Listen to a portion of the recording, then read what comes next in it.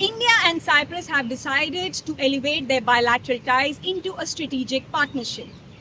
And this comes at a time when a major country in the neighborhood of Cyprus has repeatedly sided with India's arch rival Pakistan.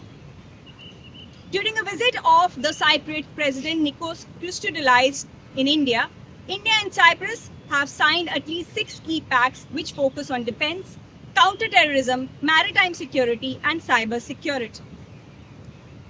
Further, Cyprus has joined the Indo-Pacific Oceans Initiative, which is an India-led voluntary framework aimed at establishing a free and secure maritime environment in the Indo-Pacific. Moreover, India has also invited Cyprus to open a campus in the GIFT city.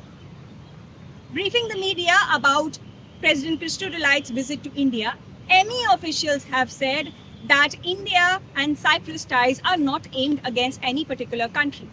However, geopolitical commentators say that a very significant fact remains that Cyprus was invaded by Turkey in the 1970s, and the country had seized a major portion of the Cyprus territory and termed it as the Turkish state of Northern Cyprus. This had led to several resolutions issued by the UNSC and the UN, and they had called for peaceful negotiations and also criticized the Turkish action. India and Cyprus have now called for the implementation of these UNSC resolutions on Cyprus.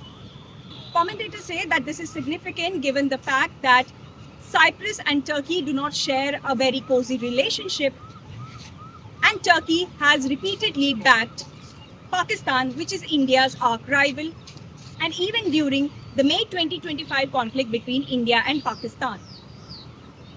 We'll keep tracking these major developments between India and Cyprus. This is me, Shikha Salaria, reporting from New Delhi for India Blog.